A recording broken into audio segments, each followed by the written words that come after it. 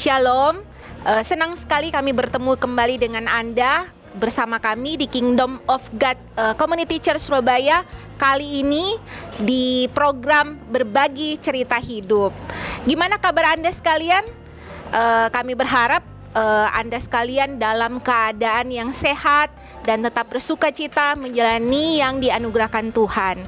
Saat ini kita akan ngobrol santai beberapa hal, tapi dengan satu topik yang menarik.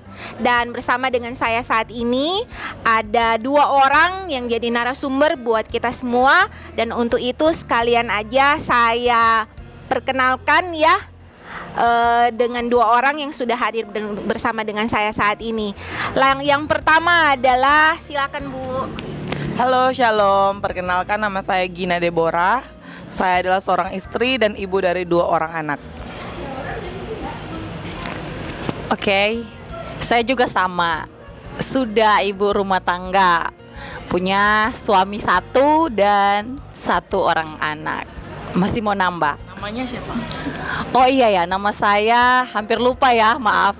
Nama saya Sisilia Aprilia Lontaan, biasa dipanggil Sisil. Wah, ternyata 2 perempuan yang bersama saya saat ini ternyata sudah menikah. Ada satu statement yang banyak kita dengar gitu ya, pingin dapet jodoh tapi mau jodoh yang terbaik, pingin dapat pasangan hidup, mau pasangan hidup yang terbaik.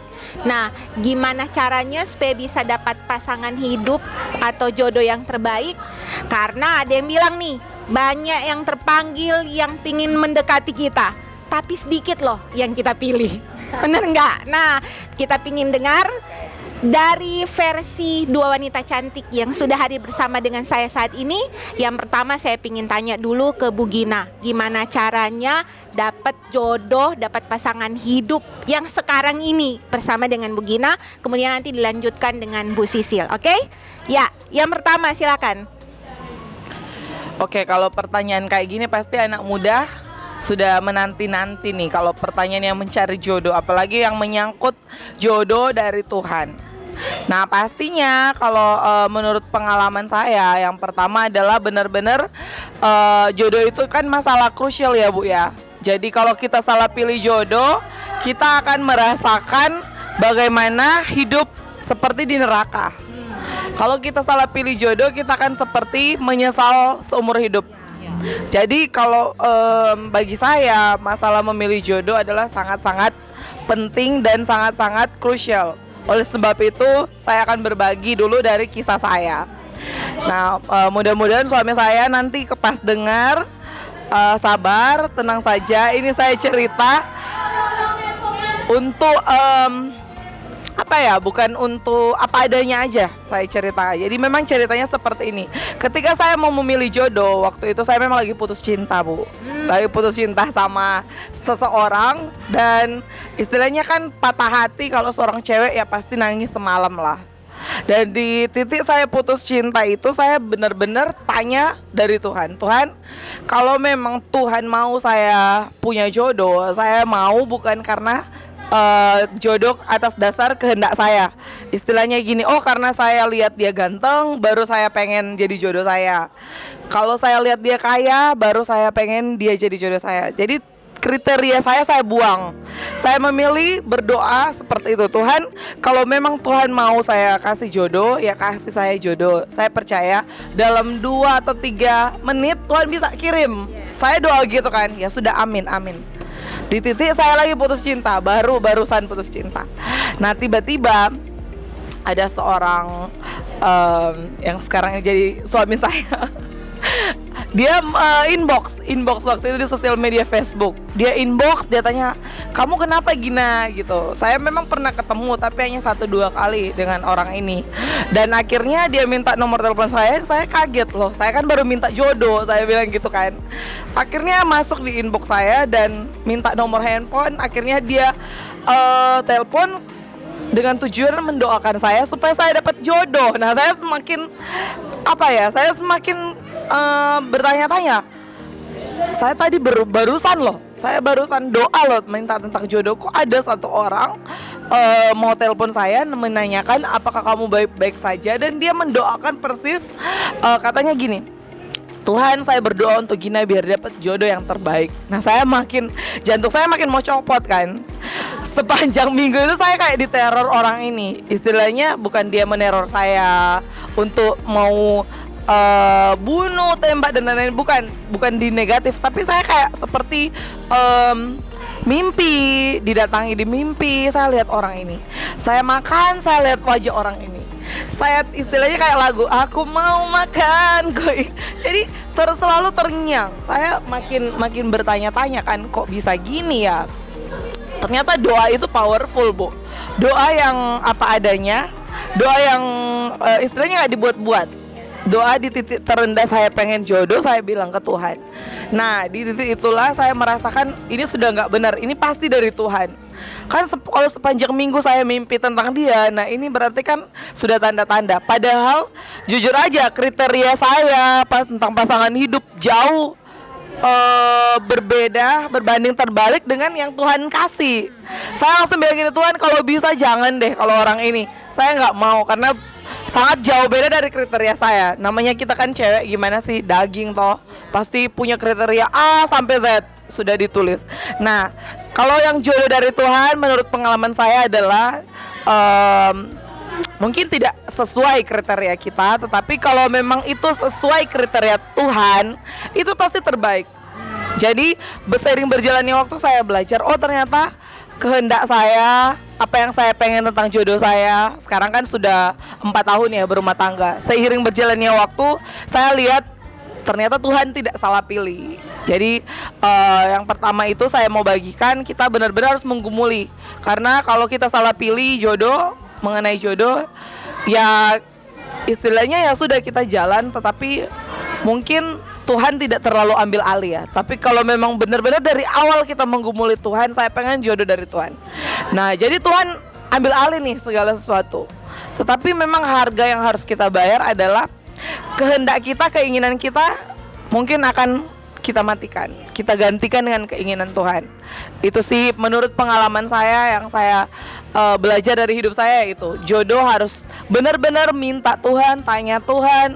Kalau bisa kamu benar-benar ambil doa khusus untuk memilih jodohmu. Itu sih dari saya.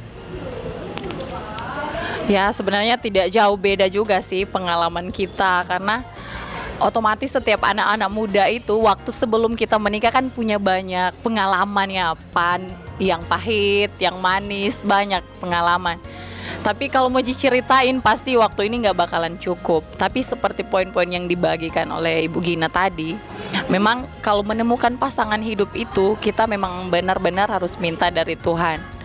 Kayak pengalamanku juga, kita nggak beda jauh sih, kita ngelewati, maksudnya ada namanya ya putus cinta. Tapi kalau menurutku itu paling itu rekayasanya Tuhan dalam hidup kita ya, untuk supaya benar-benar kita nemuin pasangan hidup yang dari Tuhan. Apalagi dikatakan bahwa kita itu anak Tuhan. Jadi otomatis Tuhan mau bawa kita, mengarahkan kita kepada jodoh yang benar-benar dari Tuhan. Karena jodoh yang dari Tuhan ketika dipertemukan Tuhan dan ketika kita sudah menyatu, akan lahirlah benih ilahi, benar kan? Yang dimana benih itu akan menjadi kuturan-kuturan yang diberkati oleh Tuhan. Itu yang kita alami juga, karena apalagi di dalam Tuhan. Melewati, memang ada masa-masa sulit yang kita lewati pasca sebelum kita menemukan pasangan dari Tuhan, jodoh dari Tuhan. Kalau aku sih dapatnya dari pengalaman-pengalaman yang udah banyak ya, kita sharing-sharing ke teman-teman, ke anak-anak yang lain, gimana sampai kita bisa temukan jodoh yang dari Tuhan itu. Ya, untuk detailnya itu ada banyak sekali kesaksian yang kita lewati. Memang seperti yang Ibu Gina bilang tadi, pasangan kita itu memang nggak sesuai dengan kriteria kita sebagai manusia. Tapi ketika kita minta, pas Tuhan bilang ini loh, kalau aku waktu itu kita seling telepon ya kan, ini yo Nyut, ini aku begini, aku bilang iya, fase kita itu juga pas ada dalam fase yang sama. Tapi waktu itu gimana ya, mungkin keras. Aku juga kan kayak ada di posisi yang keras waktu itu, banyak yang deket, banyak yang istilahnya waktu itu. Tapi karena lagi on fire ya, anak-anak muda lagi on fire dalam Tuhan, jadi kayak pikir Aku sampai keluar statement seperti ini, nggak usah lah menikah. Kayak seperti itu aku sempat bilang. Waktu itu dalam masa transisi semenjak putus cinta, tapi rekayasa Tuhan lah maksudnya. Maksud itu pas waktu itu aku ada di fase aku bilang nggak usah lah, aku melayani Tuhan aja, tuh Tuhan udah deket mau datang, kayak saking seperti itu. Jadi pas aku ngobrol-ngobrol sama Tuhan, ya Tuhan nggak usah lah, lebih baik aku bisa kok seperti itu bersama Engkau aja. Jadi sok-sok begitu, tapi firman Tuhan ingetin berdua lebih baik daripada sendiri. Ya bener kan Bu ya, kalau kita baca firman Tuhan. Dan seiring berjalannya waktu Tuhan ngarahin kita memang untuk menemukan pasangan hidup dari Tuhan, mau berjalan dengan Tuhan, kita nggak minta yang enak-enak kan. Karena ketika saya ketemu dengan pasangan hidup yang dari Tuhan, dia nunjukin sifat aslinya, nggak yang manis-manis. Itu ya jodoh yang dari Tuhan, otomatis dia akan menunjukkan sifat aslinya kalau jodoh yang dari Tuhan. Karena kalau hanya sekedar nunjukin yang romantis, tapi kita nggak tahu karakternya seperti apa, toh tiba-tiba pas sudah menikah, oh ternyata kamu begini ujung-ujungnya. Tapi kalau jodoh yang dari Tuhan, kita otomatis akan rela hati menerima mereka apa adanya. Bener kan? Itu juga sih yang aku alamin. Memang pas tidak jauh beda juga pertemanan aku ketemu sama pasangan hidupku, suamiku ini, kita lewat media sosial pertama. Tapi ketemunya itu, pas kita ketemu itu lucu banget ya. Waktu itu ada temen yang ngajak aku ke tempat pelayanannya. Terus pas ketemu dia, loh kok teman-teman yang lain itu pada deket, dia satu-satunya orang yang cuek banget, kayak cuman lihat aja. Terus biasanya kayak salaman atau say kayak SKSD begitu. Tapi enggak, aku bilang loh dalam hatiku ya, ini cowok ini kok gimana ya, kayak nantang ya orangnya. Ternyata ya sampai sekarang ya orangnya cool ya, maksudnya nggak banyak bicara tapi lebih banyak di act-nya ya. Dia ya waktu itu aku bilang ya ampun, ini orang ini kayak something banget. Tapi aku cuek lah, nggak tahu ya dia itu pasangan hidup yang udah dikasih tentuin sama Tuhan ternyata sampai saat ini. Dan seiringnya berjalannya waktu, ternyata dengan caranya Tuhan kita deket. Pada akhirnya kita sepakat cuman sebentar loh. Kita udah pernah ngalamin hubungan yang sampai 4 tahun, berapa tahun, setahun sampai begitu, tapi kayak nggak cocok-cocok. Nanti pas gilirannya cuman ketemu yang dari Tuhan, cuman berapa waktu ya, nggak sampai 2 minggu waktu itu aku kenalan sama dia. Udah deket, kayak udah lama banget kita dekat waktu itu. Tapi ceritanya jadi kayak iya bener ya. Tapi sebelumnya waktu doa Tuhan kasih gambaran ini begini. Aku bilang aduh aku nggak mau Tuhan, ini kok begini ya. Aku mau kan seperti ini. Nah itulah yang dikatakan tadi, maunya kita itu nggak seperti yang maunya Tuhan. Tapi kalau kita berjalan sama dengan Tuhan, aku percaya sih ada suatu hal yang luar biasa ketika kita menemukan. Kita nggak sama-sama cari harta. Yang penting aja kalau jodoh dari Tuhan itu ya otomatis kita sevisi. Tujuan hidup kita harus sevisi ya. Mau berjalan dengan Tuhan, apalagi kalau misalnya dia maunya ke kanan terus kita ke kiri, itu nggak akan searah. Tapi kalau jodoh yang dari Tuhan, kita harus sevisi, sepakat, sekomitmen.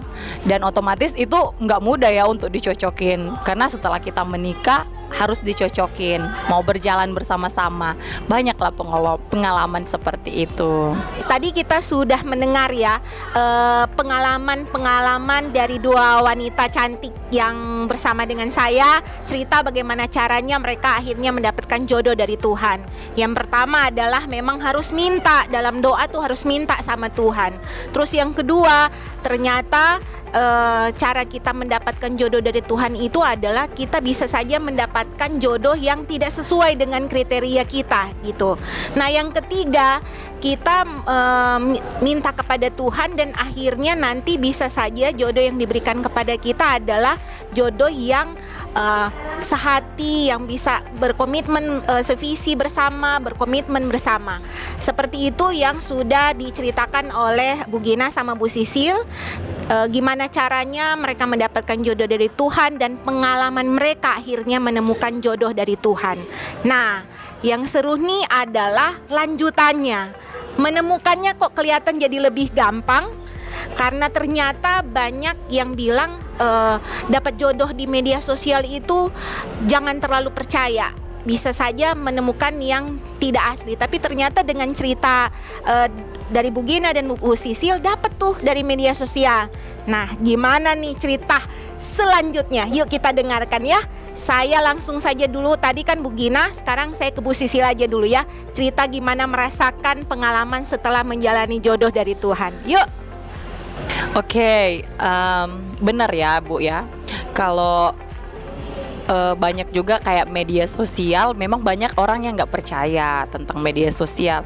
Tapi kalau menurut aku itu memang setiap orang itu untuk menemukan pasangan hidupnya yang dari Tuhan, Tuhan itu punya banyak cara, punya banyak cara lah Tuhan untuk mempertemukan kita dengan jodoh yang dari Tuhan.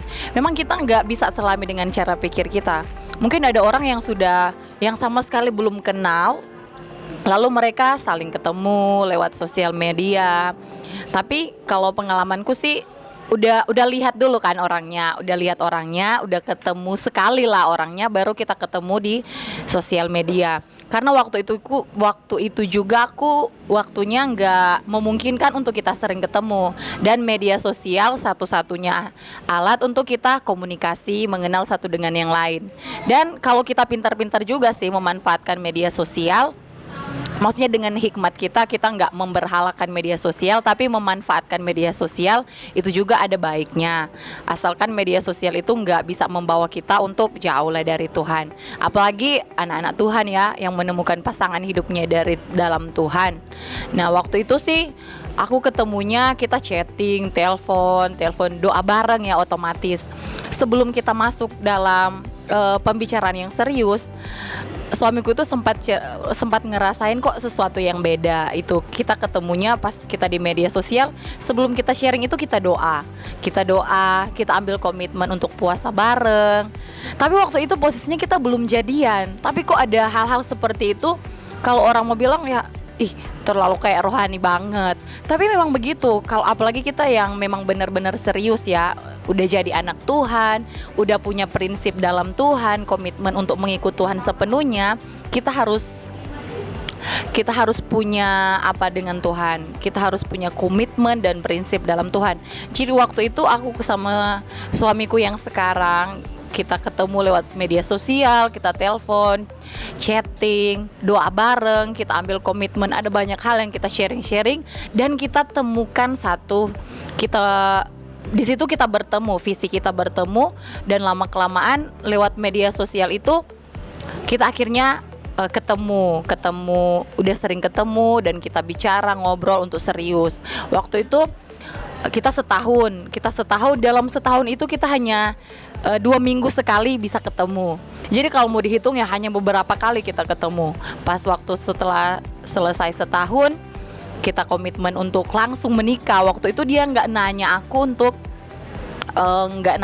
untuk pacaran ya. Waktu itu dia langsung ngajak aku itu untuk menikah, karena banyak pelayanan, banyak visi misi yang sudah Tuhan taruh dalam kehidupan kita, dan sepakat banyak hal yang ya proses demi proses untuk Tuhan bentuk karakter pribadi pasangan kita. Begitu. Jadi kalau menurut aku sih salah satu itu rekayasanya Tuhan ya, untuk kita ketemu lewat sosial media. Nah, kalau untuk setelah kita menikah, ketika kita menemukan jodoh yang dari Tuhan ya, itu perjalanannya untuk mencocokkan karakter demi karakter kita. Itu dari aku sifatnya yang, apalagi aku orangnya yang suka yang aktif, dan kalau orang mau bilangnya cerewet, tapi bukan juga cerewet dalam arti seperti apa ya, kayak aktif lah. Aku ngomong aku maunya seperti ini, dan suamiku orangnya yang pendiam, super pendiam, dan ketemu aku yang cerewet, super cerewet, tapi itu menyatukan ya. Dimana kalau aku orangnya cerewet, maksudnya bukan dalam cerewet dalam tanda arti dia itu orang yang pendiam, ya itu klop lah, saling memperlengkapi satu dengan yang lain. Dan memang nggak mudah ya untuk cocokin itu. Jadi kita kalau misalnya kita dalam rumah tangga itu, apalagi keluarga baru, keluarga muda, misalnya ada cekcok atau misalnya apa, kita nggak bawa keluar. Itu kita selesain kayak misalnya di kamar itu, kita nggak apa-apa, habis-habisan kita di kamar, kita ini begini. Tapi kalau udah selesai udah diam. Kebanyakan kalau aku udah selesai ngomong, dianya yang diam.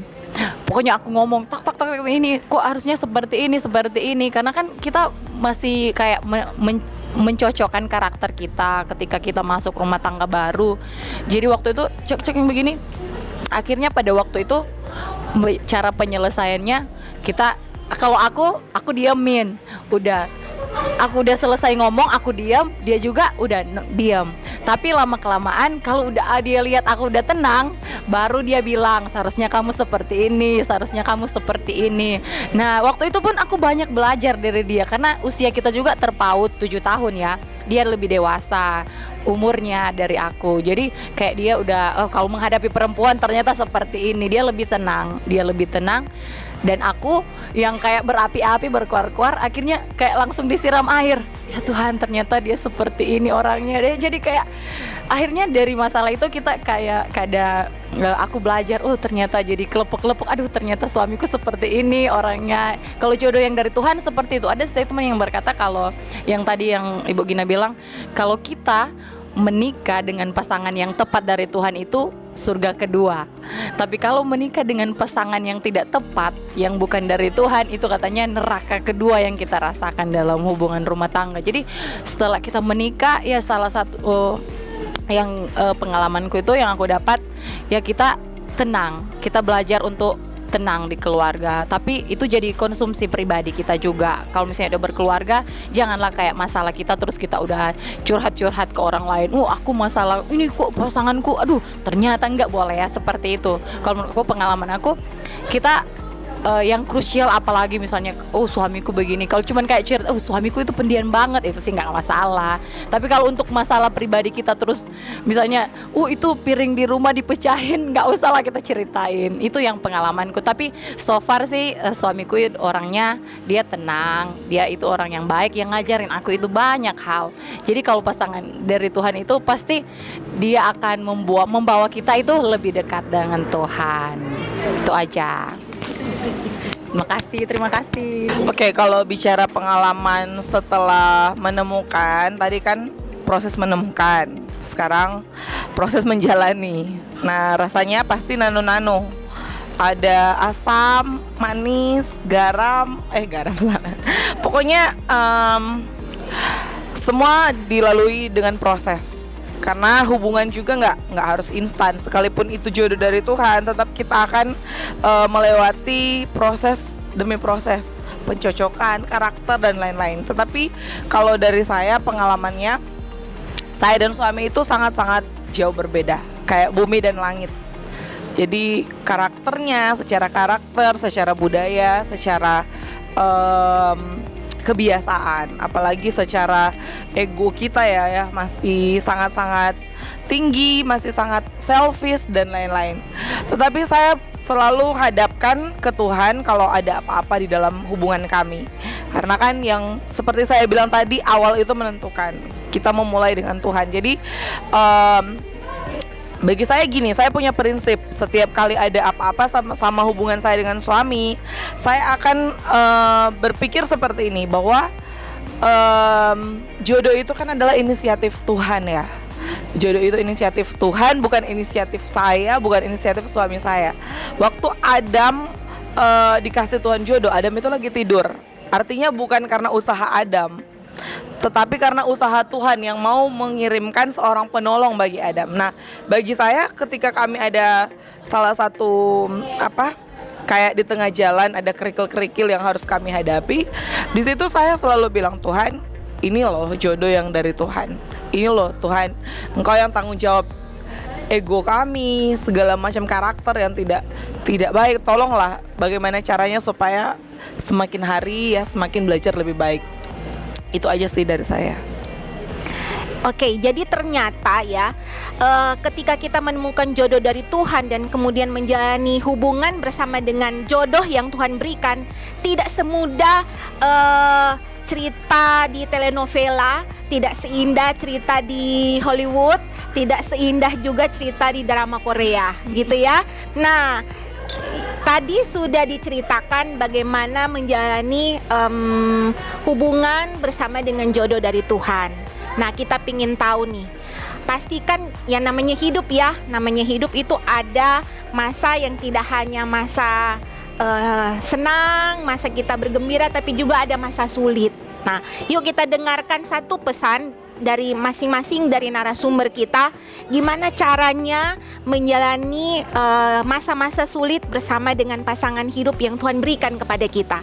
Ya, saya langsung saja ke Bu Gina. Oke, kalau dari saya ini terlebih khusus ke anak-anak muda, nanti kalian yang mau menjalani hidup dalam bahtera rumah tangga.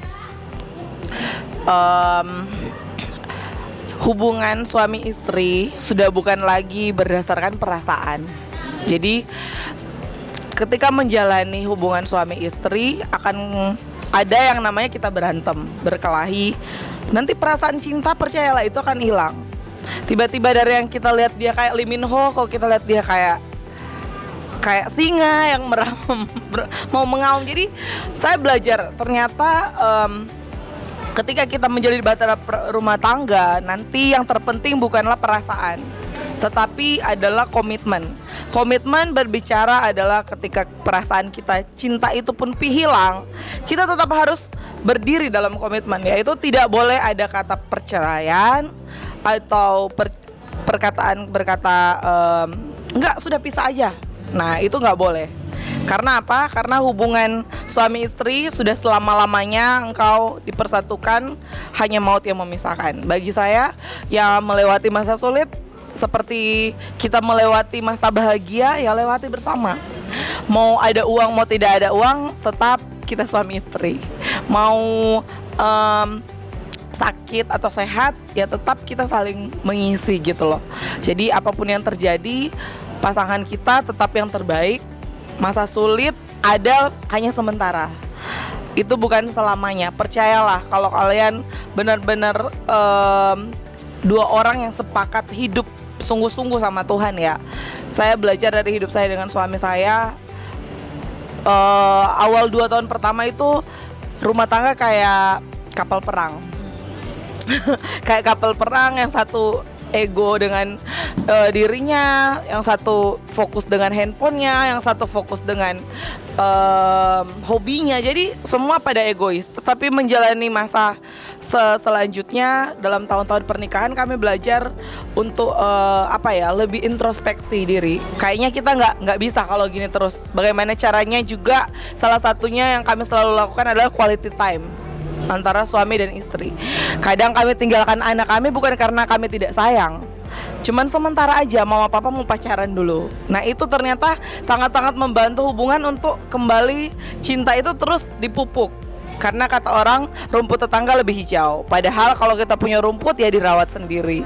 Jadi jangan hanya berpikir bahwa suami istri hubungan itu aman-aman saja. Akan ada masa sulit, tapi percayalah, kalau bersama Tuhan kita pasti bisa.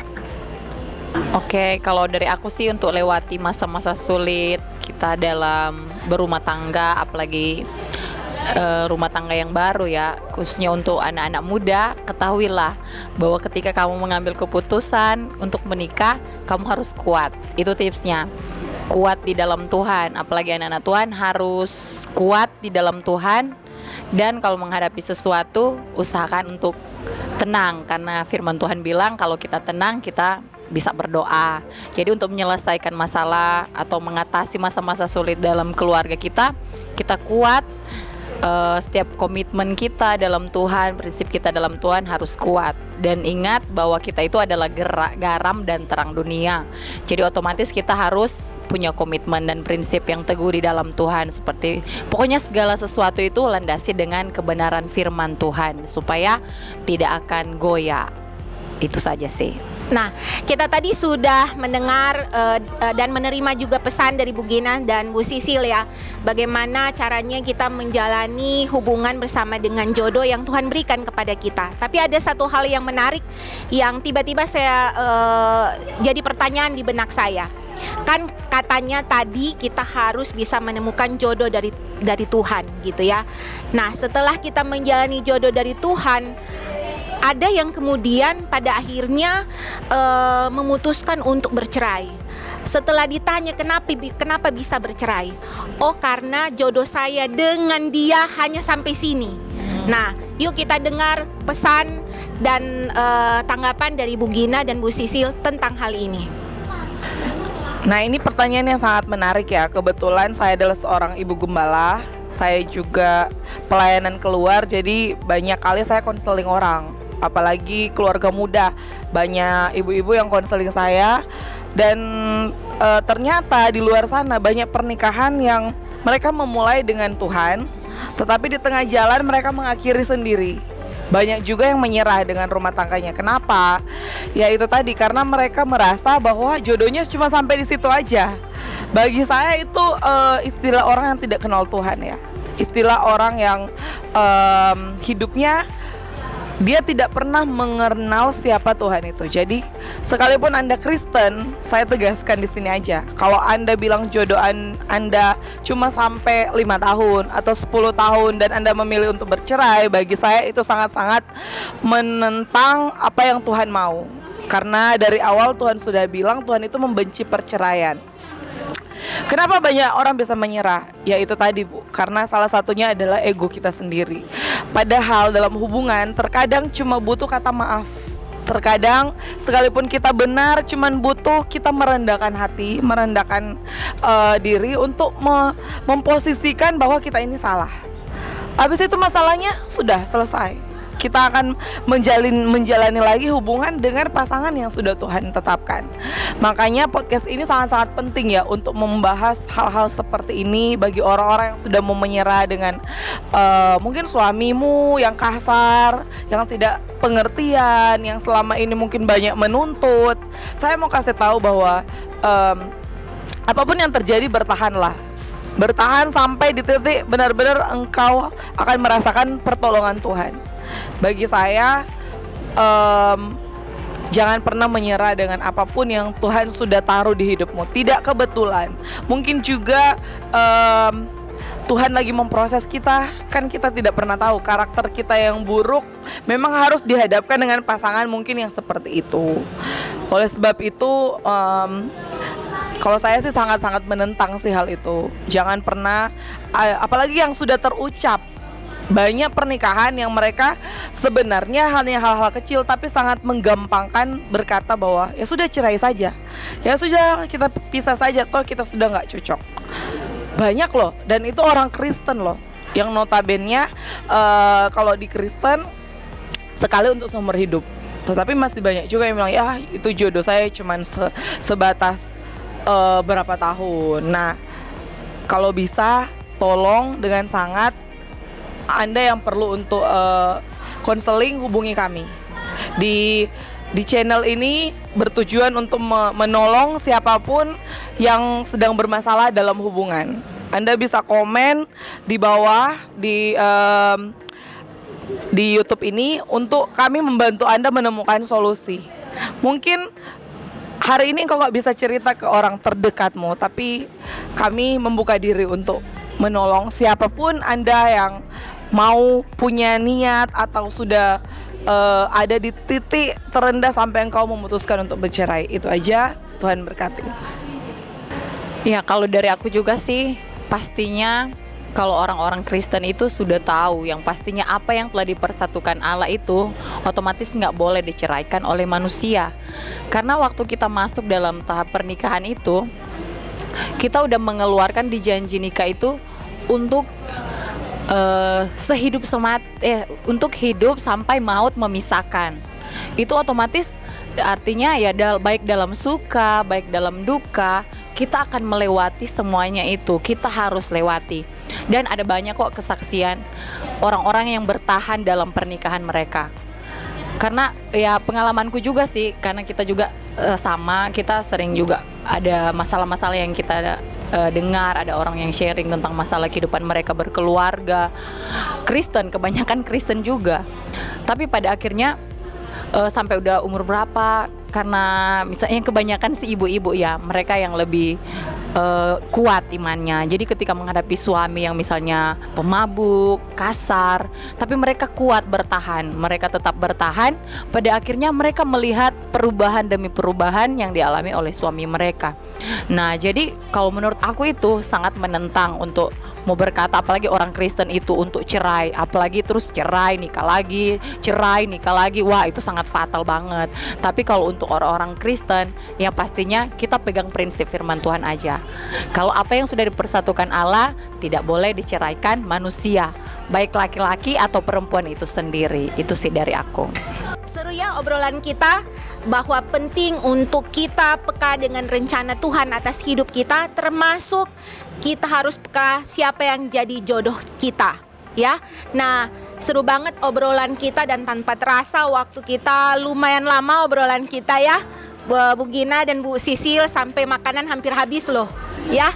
Nah, jadi semoga apa yang Anda lihat, Anda dengar di konten ini, di program Berbagi Cerita Hidup ini, kiranya bisa menginspirasi Anda sekalian, terutama Anda yang sementara mencari jodoh dan yang baru memulai menjalani hubungan bersama dengan jodoh yang Tuhan sudah berikan.